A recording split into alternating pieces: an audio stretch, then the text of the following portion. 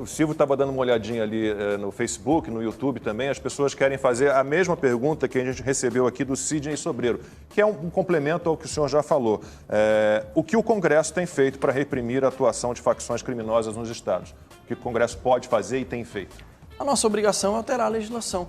Veja, esse exemplo aí do cangaço, aí dessa ocorrência de Araraquara. A nossa tentativa no Congresso, nesses 2 anos, foi equiparar esse tipo de crime, de furto a caixas eletrônicos utilizando explosivo, ao crime de terrorismo. Mas posso fazer um parêntese, capitão? Claro, se eu estiver equivocado, o senhor me corrija, tá? A impressão que eu tenho, e eu acompanho a atividade legislativa há um bom tempo, é que esses projetos, eles já param na comissão, eles já param na origem. Se eu tiver errado, você me corrija. Eles não chegam nunca ao plenário. Então, porque essa militância ideológica dos partidos de esquerda, e eles têm, quando tem ali a eleição do presidente da Câmara, tem também a escolha de que partido indica deputado para qual comissão. É isso. E eles já minam essas comissões justamente para que esses projetos morram ali, embrionários.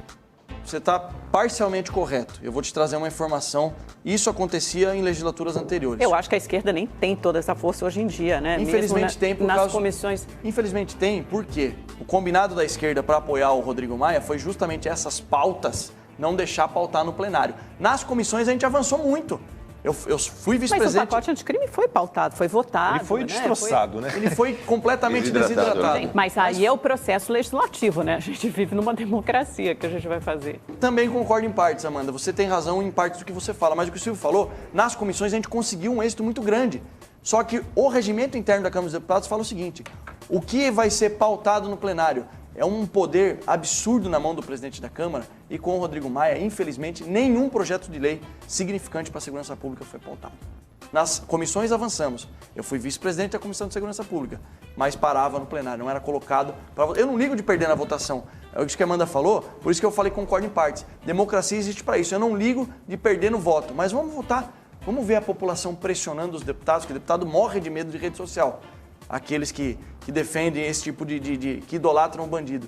Eu não ligo de perder no voto, mas infelizmente nem no plenário esses projetos chegam a ser analisados. Diógenes, e você, de que maneira reage? Por exemplo, tivemos nas últimas eleições para governo do estado no Rio uma candidata dizendo que o assalto ele é legítimo, porque o assaltante tem o direito a ter o que você tem e ele não teve condições de ter.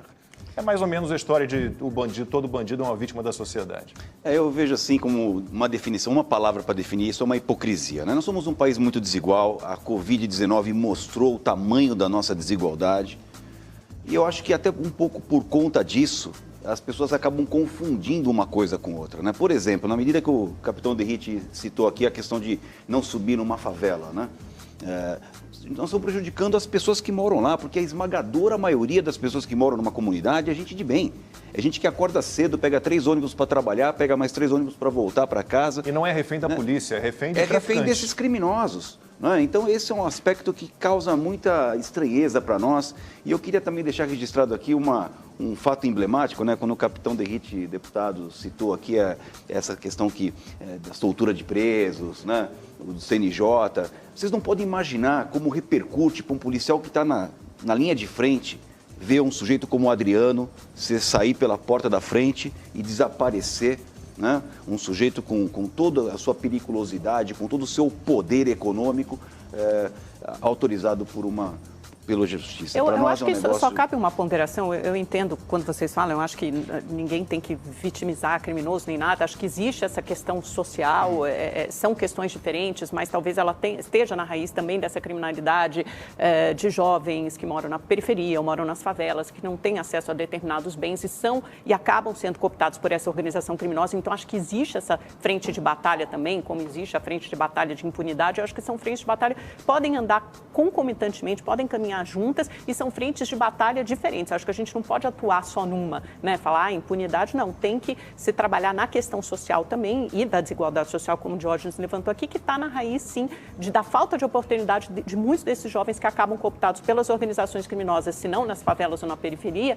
mas depois nos presídios. E também tem que se endereçar a questão da violência da polícia, porque muitos jovens desses morros e crianças acabam mortos em confronto entre policiais e bandidos e muitas vezes por armas de policiais, né, como a menina Ágata e mil outras aqui que a gente recorda no Rio de Janeiro. Eu nunca vi um estudo, Amanda, até hoje, que relaciona a pobreza com criminalidade, né? Ou seja, a pobreza gera criminalidade. Mas eu posso dizer, como policial que fui durante 30 anos, que se nós tivéssemos um país um pouquinho mais igual, ou um pouquinho menos desigual, acho que muitas crianças optariam por seguir um caminho da honestidade e da decência, de ser um trabalhador correto, do que migrar, Mas tá aí, para é o exatamente crime. isso, é exatamente E também isso. admito que nós tenhamos, obviamente, numa instituição, né, falando da minha polícia militar, com 83 mil homens na ativa, né, pessoas que têm desvios de conduta. Então, isso acontece também.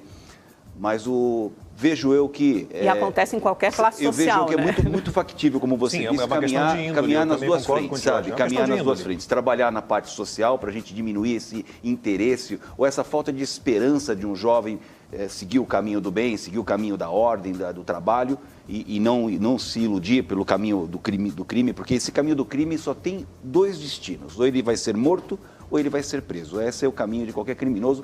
Na minha visão, na minha experiência, é apenas uma questão de tempo.